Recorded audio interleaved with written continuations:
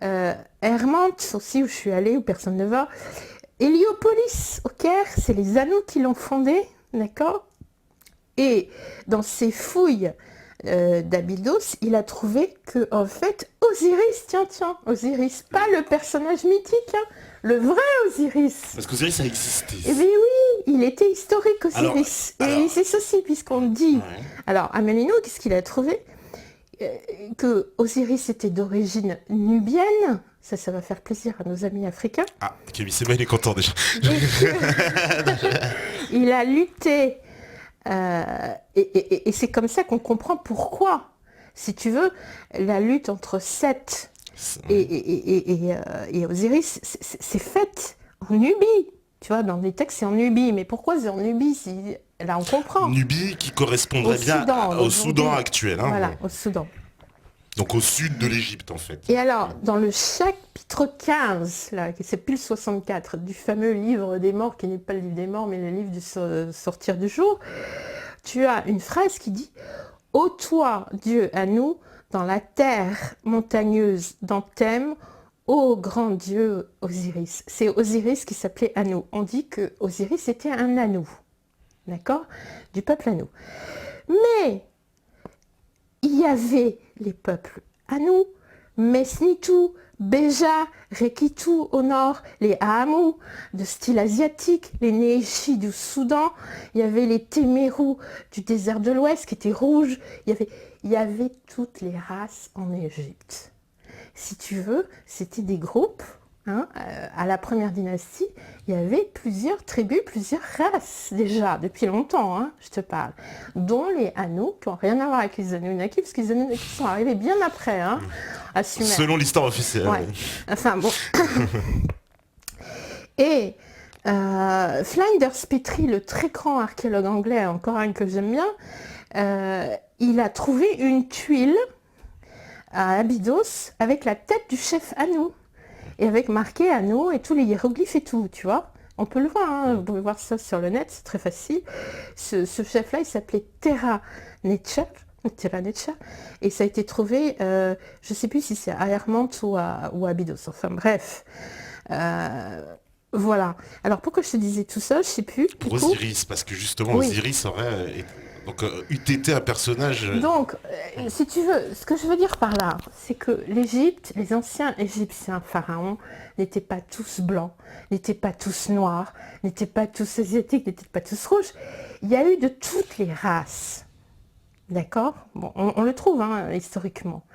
Tu as eu des pharaons dans le delta à Tanis. La photo que tu as choisie pour mon émission, où on me voit à la tête d'une colonne, elle vient de la ville de Tanis, dans le delta, où les pharaons avaient des traits asiatiques. Tu vois, par exemple, Képhren, on sait qu'il avait une tête, vraiment, tu vois sa tête avec les yeux bridés. Tu en avais d'autres qui avaient la peau très rouge, d'autres qui étaient noirs, complètement noirs. Tu as eu de tout. Alors, qu'est-ce que disent les anciens textes? Quand on dit que l'Égypte ancienne s'appelait Kémet, tu sais, on dit Kémet, bon, j'en peux plus parce que Kémet, tu sais, la terre noire, la terre féconde du Nil, le ruban de terre et le delta, etc. Ce mot Kémet n'est pas du tout le premier nom de l'Égypte.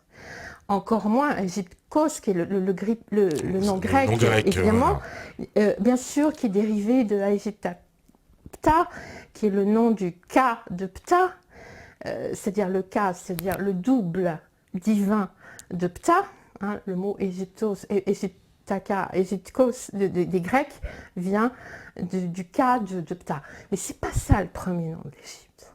Et tu sais c'est quoi le premier nom de l'Égypte? Et ça c'est dans un très ancien texte, c'est Taméri. Alors Taméri, ta mère, Taméri, ça vient de Ta, le hiéroglyphe de la terre, et mer qui veut dire pyramide, la mer, l'océan, et mesurer. C'est trois sens du mot mer. Donc la terre des mesures, la terre des pyramides, et Taméri tout seul, ça veut dire la terre chérie, la bien-aimée. Tu vois? Bon. Et ça a une résonance. Pourquoi? Parce que c'était la terre de refuge de tout le monde, de toutes les races. La terre de l'harmonie entre les races. La terre chérie pour tous les humains. Ça, c'était à l'origine. Tu vois? Alors, on en est bien loin aujourd'hui, dans le monde entier. Je veux dire, mais c'est une terre sacrée parce que c'était une terre d'accueil. Voilà, à l'origine. Et c'est pour ça que tu as eu des pharaons de tout. De tout, d'accord. De toutes les On vient de races. nous dire, je viens de voir la statue de Képhren. Il a une tête d'asiatique. Bah oui, c'est tout ce que je dis, vous pouvez regarder hein, sur le net. Ah bah il regarde, hein, il se Ouais, gêne oui, pas. oui. C'est Non, pour mais ça que il je faut regarde lire. de temps en temps. Il Ouais. faut lire surtout les chroniques de Giza, parce que je remets toutes les pendules à l'heure. C'est un travail très ingrat qui m'a pris 4 ans pour reprendre tout ce qu'on disait normalement sur l'Égypte, sur chaque fait, sur chaque chose. Et j'ai démonté les choses qui n'étaient pas vraies, les choses en prouvant pourquoi, etc. Donc ça, c'est un travail de base. Il faut d'abord lire ça. On me parle, c'est évidemment, il y en a beaucoup qui nous en parlent, des travaux de Cheikh Anta Diop, évidemment. Et, Alors, j'ai beaucoup, beaucoup de respect pour ce cher, parce que c'est un Africain. Je me considère moi-même comme une Africaine. Je suis née en Afrique noire. J'ai passé 7 ans de ma vie là-bas. J'ai un parrain africain noir. Je suis une Africaine, donc je le respecte énormément. Ses travaux sur la langue, sur les langues, est extraordinaire. Maintenant, la seule chose où je diffère, c'est que, non, tous les pharaons n'étaient pas noirs. Enfin, il y a eu de tout le monde. Voilà, les 4 races ont été représentées en donc Égypte. lui, en fait, quelque part, il avait raison de dire il y avait des noirs, mais toi, tu dis il n'y avait pas que des noirs. Voilà, c'est tout. Voilà, exact. Bon, bah voilà, au moins. Alors, il y a une autre question aussi que je voulais te poser. J'en profite, ça, c'est moi qui pose les questions. Je pose pas que leurs questions. J'en profite quand même. Non, mais j'ai souvent aussi, il y a eu pas mal de théories sur le Nil. Et en particulier, le fait que le Nil avait un cours qui partait, en fait, vers on va dire, vers l'intérieur du Sahara et qu'il a été détourné. Enfin, il y a tout un tas de théories là-dessus. Alors, voilà. C'est très intéressant. Figure-toi, on peut parler aussi du canal de Suez, parce que à l'époque de Ramsès II, il y avait déjà le canal de Suez, bon petit, mais il y avait déjà tout le canal de creusé, puis il y avait même un canal horizontal qui allait de l'entrée du canal de, si tu veux aujourd'hui à Suez, c'est pas l'entrée du canal, hein, c'est en haut, hein, Port Saïd, tu descends et tu arrives à Suez, et là à Suez tu as le canal qui est large jusqu'au bout. Bon. Et de Suez au Caire, enfin c'est pas au Caire, c'est un peu plus haut, mais enfin peu importe, il y avait un canal creusé par Ramsès II. Moi j'ai dit doute que ce soit lui, je pense qu'il l'a restauré, qu'il existait depuis avant. Pour te dire, ils étaient très forts en système hydraulique. Donc pour moi, déjà faire un canal pareil à l'époque, imagine, bon. Mais pour le Nil, je suis tout à fait d'accord qu'il y a eu des détournements du Nil à plusieurs endroits, à différentes époques, ça c'est certain. Maintenant, je ne peux pas te dire en détail parce que j'ai pas eu la chance d'aller au-delà de la 4e cataracte, c'est déjà pas mal. J'espère un jour pouvoir faire le reste. Mais tu confirmes que les gens qui parlent d'un tracé effectivement étrange du Nil, donc tu confirmes. Oui, tout à fait. D'accord, parce que ça c'est une question qu'on nous pose souvent. Alors, il y a une autre question, je vais prendre un petit peu les questions des gens, parce que toi, je sais qu'aussi tu voulais nous parler de l'Égypte actuelle, donc on va en parler. Oui, parce qu'il se passe beaucoup de choses, et puis il y a beaucoup d'anecdotes. Voilà, on nous demande, il y a pas mal de questions qui ont été répondues, puisqu'on nous parle du moulage des blocs de pierre, ça a été répondu. Et... oui, je voulais dire au public que s'il veut voir des choses extraordinaires par rapport à ça, il faut qu'il aille à Londres, au musée de Flinders Petrie, le grand archéologue anglais. C'est un petit musée où tu as tous les exemples de carottes, de pierres très dures, de forages des anciens Égyptiens attestés, hein, extraordinaire. Tu as des modèles, tu te demandes mais comment ils ont fait, quoi. Et ils montrent tout. C'est extraordinaire. Ils avaient quoi? Ils avaient la maîtrise de l'électricité, on peut dire ça, non? Ça, je peux pas te dire. On peut pas dire. Ça, mais ils avaient une énergie quand même, ils avaient forcément une énergie. L'énergie de l'eau, du vent, de l'air. Et du soleil. Et du soleil. La nature, je te dis. Ils avaient un rapport à la nature, une intelligence, une intégration avec la nature extraordinaire. Vraiment extraordinaire. Donc ils vivaient alors en Parce symbiose. que si tu voyais tout ce système de canaux hydrauliques à Fayoum, sur des centaines de kilomètres en pierre, qui fonctionne encore aujourd'hui avec les roues à eau. Tu sais, on croit que c'est les Arabes qui ont fondé les roues à eau, mais non, les Noria, tout ça. Mais non, ça date des anciens Égyptiens. Tu as 2 immenses roues à eau dans la capitale de Fayoum aujourd'hui, qui sont en plein centre-ville, que tu peux voir, de tes yeux voir, qui sont toujours les mêmes qu'à l'époque des anciens Égyptiens. Et tu as des équipes de Hollandais qui viennent tous les ans les restaurer, tellement ils sont hallucinés, il n'y a pas un morceau d'acier dedans, c'est que du bois encastrés, etc., des roues énormes, et de la cire d'abeille. Et ça tient la route jusqu'à aujourd'hui. Et ça fait ça charrie des tonnes d'eau à une vitesse pas possible dans les canaux dans tout Fayoum. Bon, puis tu en as plein d'autres, puis tu as des tas de systèmes, etc. Extraordinaire. Il y a un ministre de Louis XIII, c'est Louis XIII ou Louis XIV, je ne sais plus, je l'ai écrit dans mes chroniques, donc c'est Louis XIII ou c'est Louis XIV, je ne sais plus, qui était fasciné, je crois que c'est Louis XIV, fasciné par Fayoum, ce qu'il en entendait dire.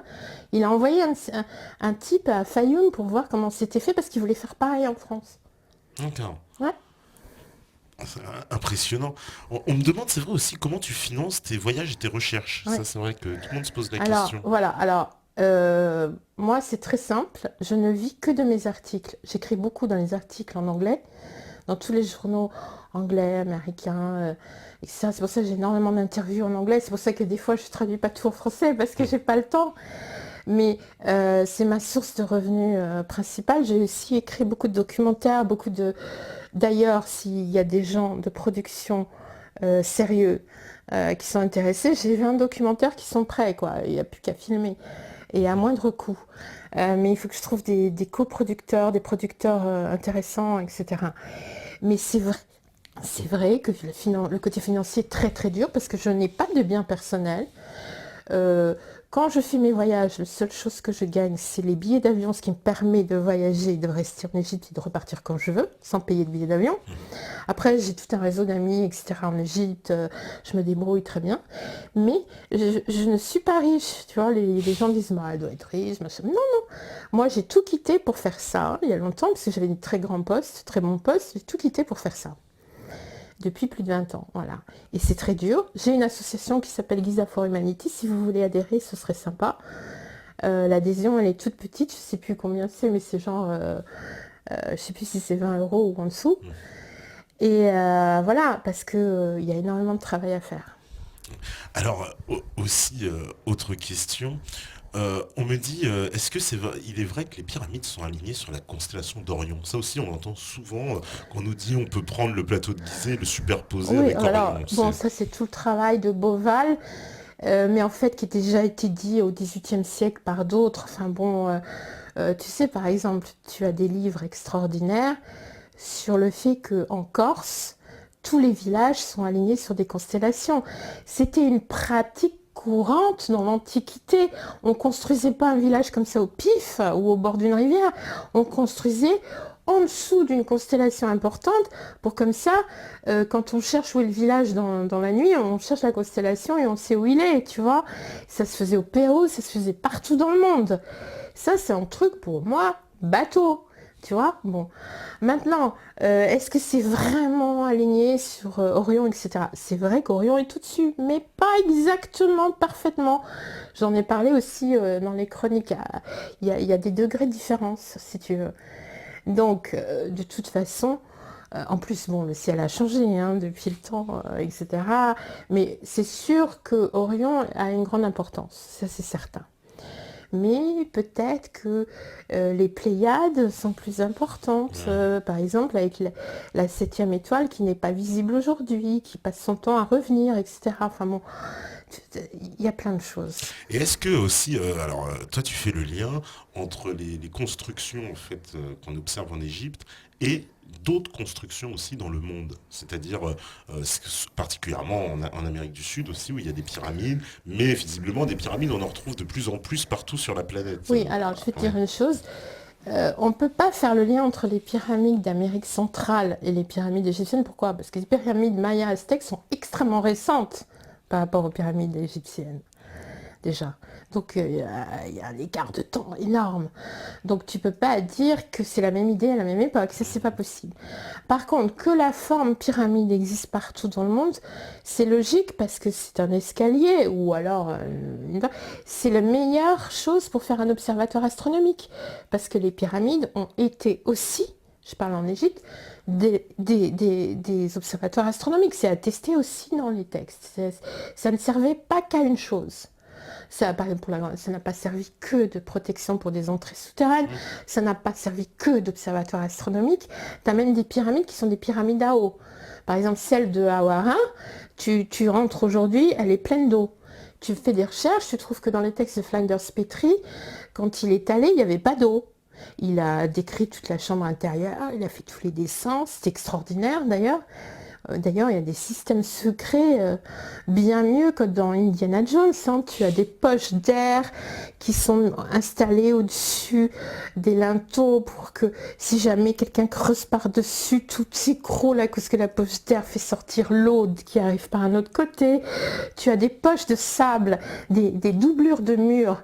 Tu as une chambre, un bloc qui fait une chambre, et derrière, t'as d'autres, comme les boîtes russes, si tu veux, et dedans, tu as du sable, et quand tu bouges une seule pierre, tu as tout le sable qui se met à couler dans la pièce pour protéger. Enfin bon, tu as des systèmes de dingue, et à Hawara, tu as ça. Bon, seulement, Flinders Petrie décrit tout ça très bien. Mais aujourd'hui, tu peux pas entrer, il y a de l'eau. Alors, les gens ont dit, ouais, c'est la nappe phréatique qui monte, enfin, blablabla, etc. Et moi, je trouve, dans les anciens textes, qu'en fait, Flinders Petrie, après qu'il soit parti, comme ça a fait beaucoup de bruit, sa découverte, et ben, il y a des voleurs qui sont arrivés, parce qu'ils cherchent toujours l'or. Comme il y avait une chambre mortuaire et tout ça, ils se sont dit, enfin, mortuaire, il y avait en tout cas des objets en or. Ils sont arrivés, les voleurs, ils sont entrés, ils ont cherché partout de l'or, ils n'en ont pas trouvé, parce qu'on avait déjà dégagé des choses. Bon.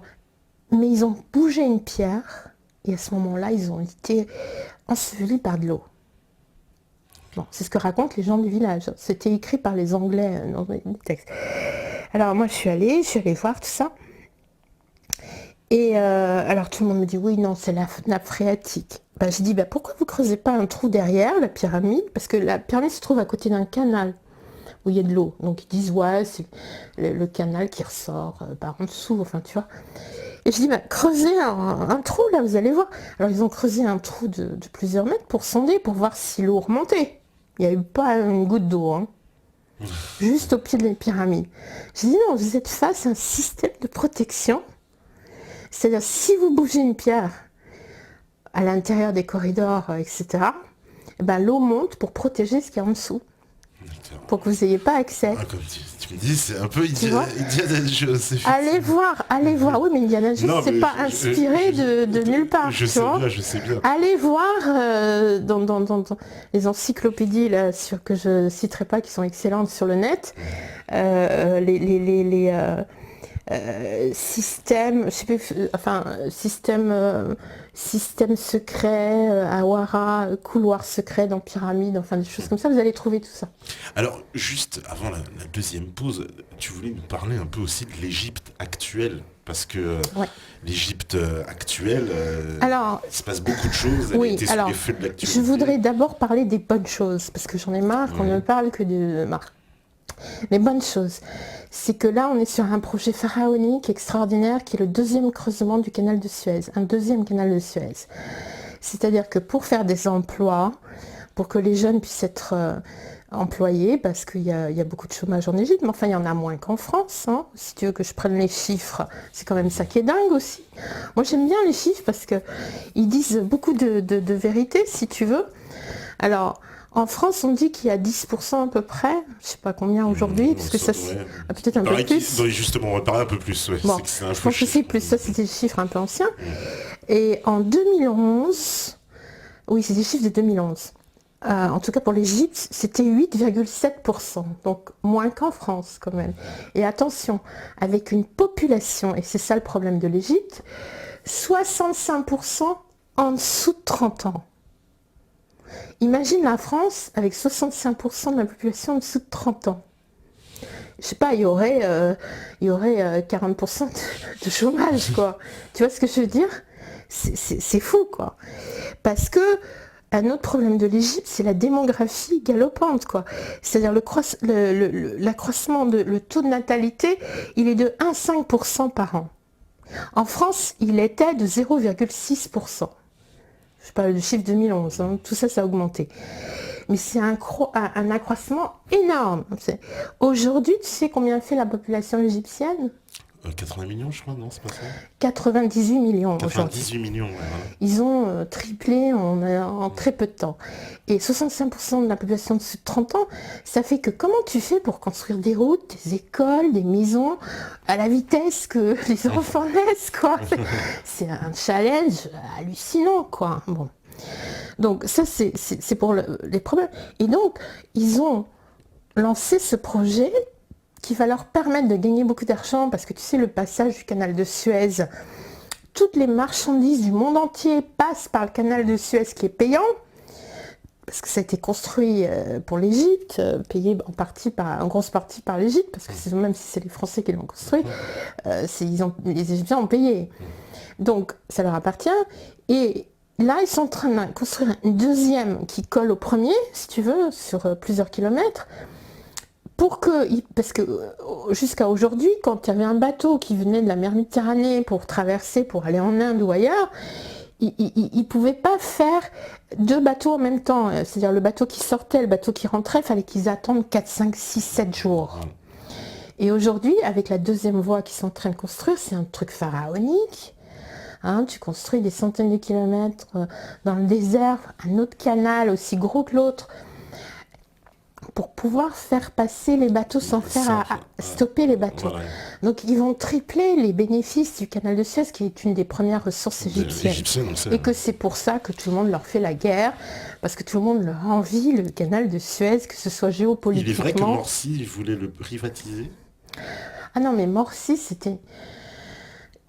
a été une catastrophe. Écoute, moi je connais plein de gens dans toute la société égyptienne, à force de vivre tout ce temps-là. Je connais des gens dans les ministères, je connais dans tous les ministères, je connais des gens dans tous les niveaux de la société, du bas en haut, je connais tout le monde.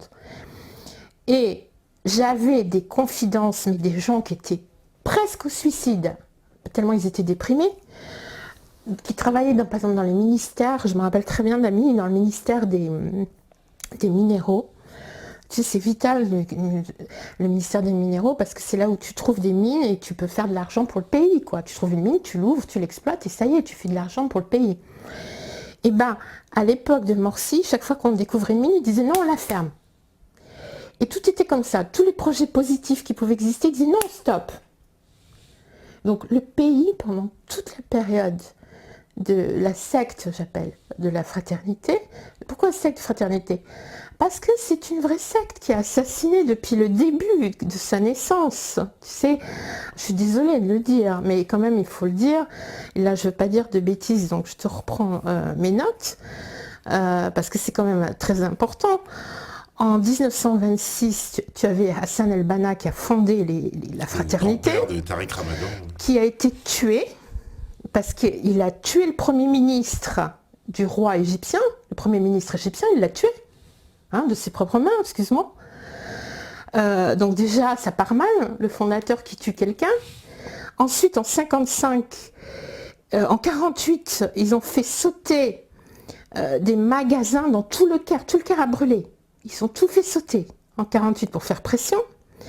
En 55, ils ont essayé de tuer Nasser à Alexandrie. Ils ont raté, mais ça a été un poil.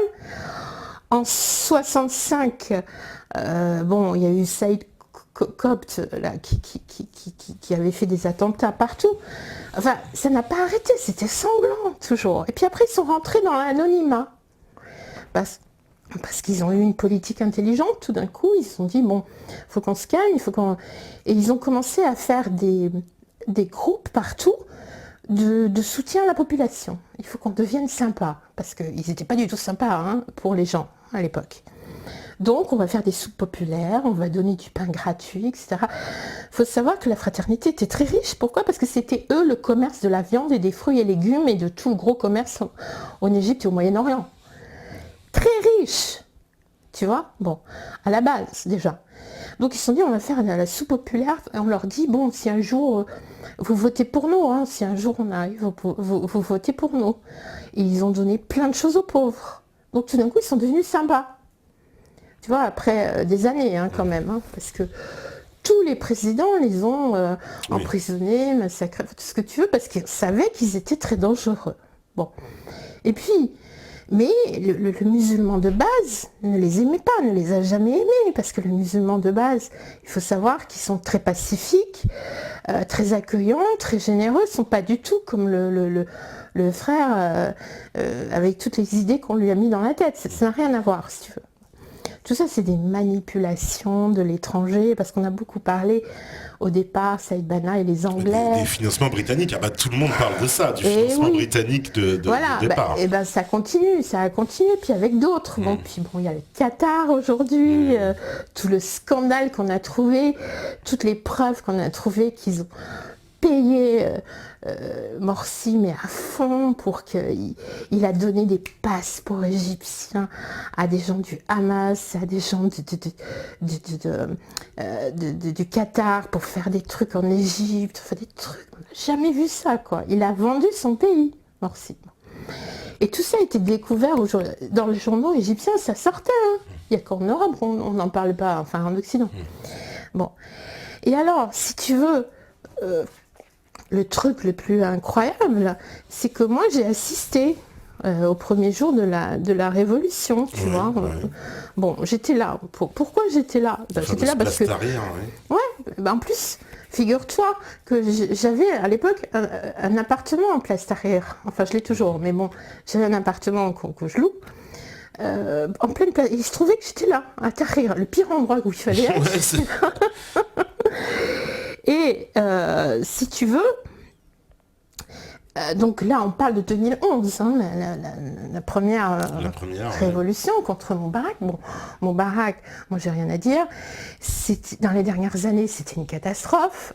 C'est vrai qu'il n'a pas écouté les jeunes, qu'il n'a pas écouté, et surtout son entourage qui était pourri. Enfin très, je veux dire, donc la colère montait, ça je comprends complètement. Mais Moubarak, pourquoi il a été acquitté aujourd'hui?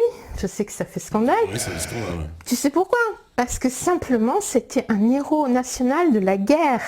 C'est lui qui était à la tête de la flottille d'avions, courageusement. D'ailleurs, la flottille s'est fait vachement attaquer. Il y en a eu plein de morts.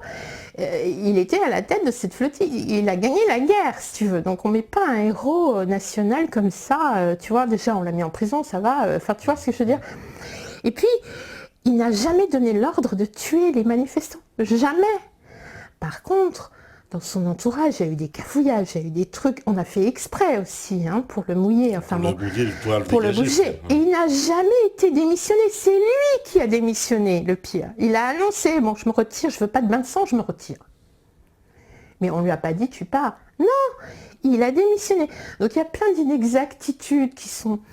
beaucoup dites dans l'Occident, etc. Bon, toujours est-il que ça a été très bien qu'il s'en aille, parce que c'était pas possible, la corruption, quoi. Des édiles de l'époque, il y avait la poubelle partout, pas de route construite, enfin... Alors que lui, dans toutes ses premières années, il avait construit énormément de logements, énormément d'écoles. Moi, j'en ai vu plein. C'était énorme ce qu'il a fait au début, tu vois. Mais après, attends, c'est un type, il a plus de 83 ans, excuse-moi, mais tu te retires. Et aussi, les gens se sont beaucoup énervés du fait qu'il voulait mettre son fils, qui était, on va dire, un playboy, tu vois. Ça suffit le népotisme, mais ça suffit, tu vois, bon, ils en avaient ras-le-bol. Donc c'est très bien. Simplement, quand on me dit que c'est les jeunes et le printemps arabe qui a gagné la révolution, moi je rigole. Oui, les jeunes se sont révoltés. Mais s'il n'y avait pas eu les frères musulmans avec les bazookas, les mitraillettes et tout, ils ne se seraient jamais gagné la révolution. Tu sais ce qui s'est passé? Le premier jour de la révolution, j'étais là. J'avais toutes les télévisions ouvertes. Je parle arabe, je le comprends. Je parle tous les journées avec les Égyptiens. Et j'ai vu ce qui s'est passé par mes fenêtres et à la télévision. Ils ont pris d'assaut toutes les prisons de haute sécurité où des frères musulmans étaient emprisonnés, dont M. Morsi, avec tous ses ministres d'après. Ils étaient tous en tôle, figure-toi, pour des faits graves, pas pour simplement pour leurs idées.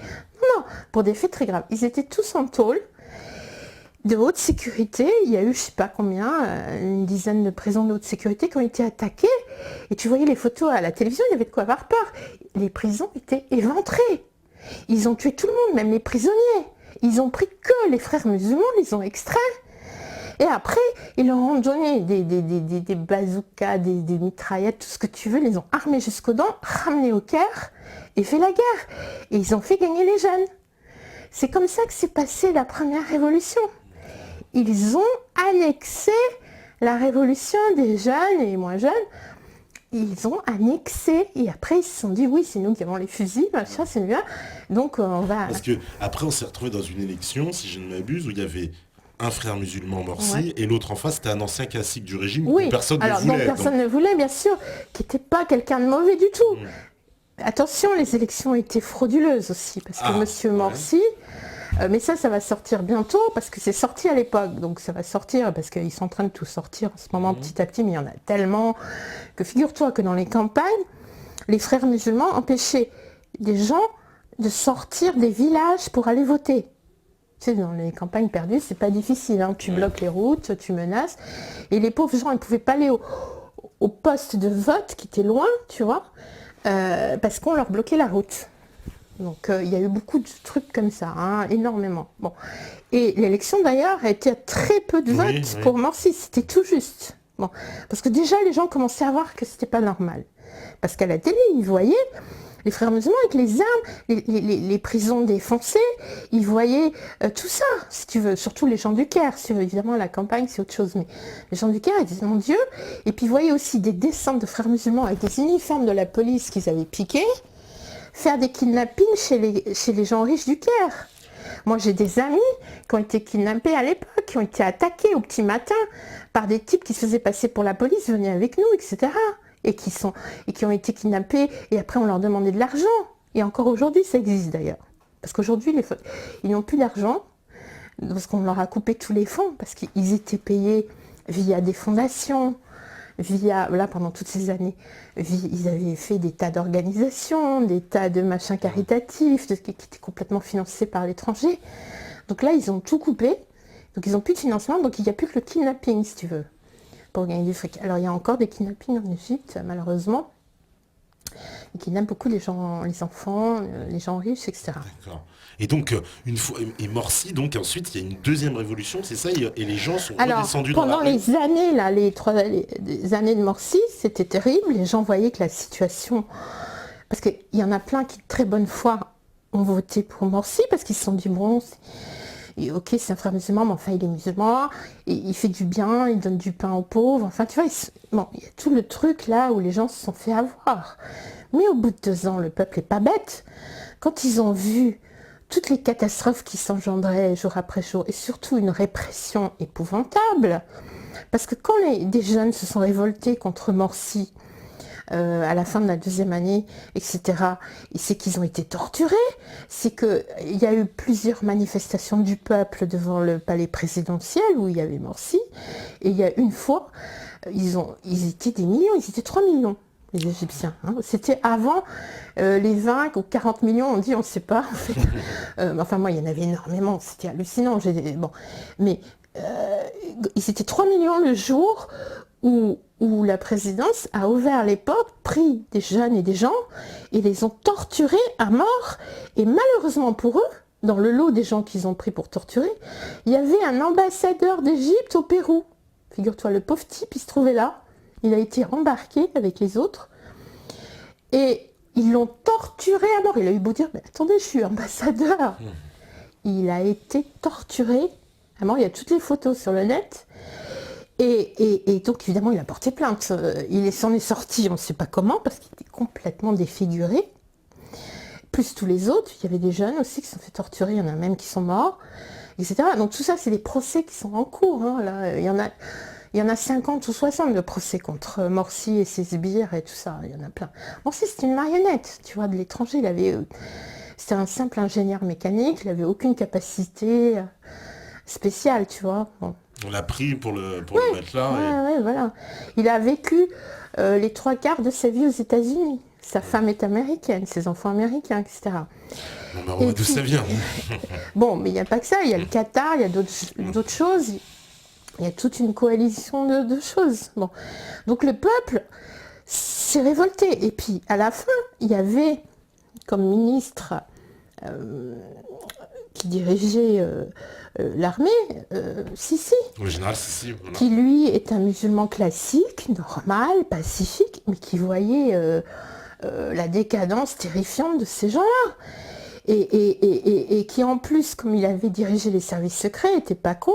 Si tu veux, il connaissait le parcours, il connaissait tout, et il n'en pouvait plus, parce qu'il était pris par son devoir d'être ministre pour pacifier les choses, pour essayer d'arranger les choses, si tu veux, et en même temps, il ne pouvait pas supporter ce qui se passait. Donc, au bout d'un moment, il en a eu marre, il a prévenu 3 fois Sisi, arrêtez ce que vous faites, sinon le peuple risque de prendre le pouvoir, et je serai avec lui. Il lui a dit 3 fois. Le type, il s'en est foutu, il a continué. Et bien la 3e fois, c'est le peuple qui a décidé, tu vois. Là, c'était une vraie révolution. Et c'était pas un coup, hein. C'était le peuple courageusement, avec les femmes, avec les enfants. Il faut que tu vois les vidéos de l'époque, c'est hallucinant. Tu vois, une révolution en général, on se prépare, quoi. On s'habille pour se battre, tu vois.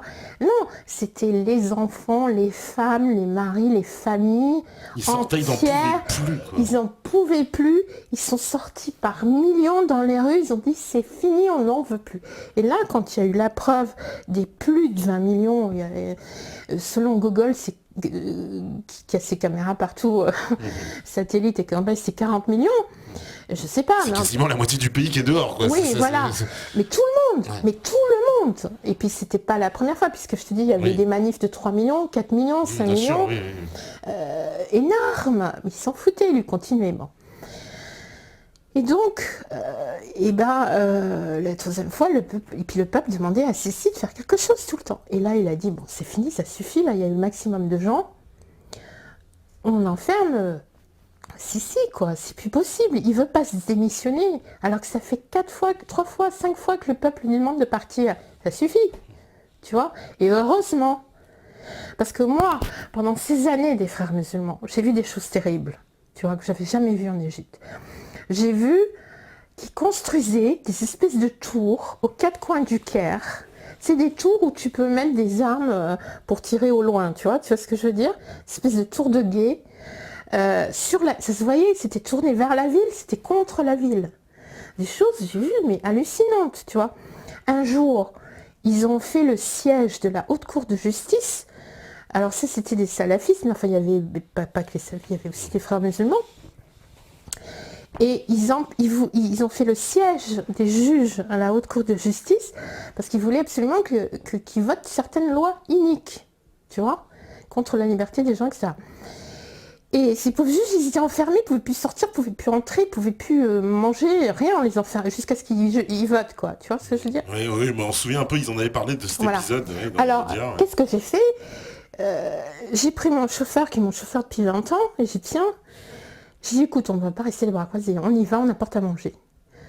Alors lui, il me suit les yeux fermés, il sait que que j'ai pas froid aux yeux, donc il m'a dit, bon, comment on fait? Et on a pris des grands trucs, là, où on met la nourriture pour plusieurs, tu vois. On n'en a pris que 2, parce qu'on n'était que 2, on n'avait pas... Bon.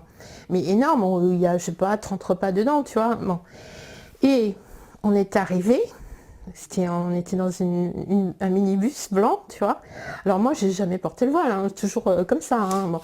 Je suis très pudique, parce que je sais que les musulmans le sont, je le respecte. J'ai toujours porté des manches plus ou moins et toujours couvertes, tu vois, parce que j'estime que il faut respecter leur façon d'être.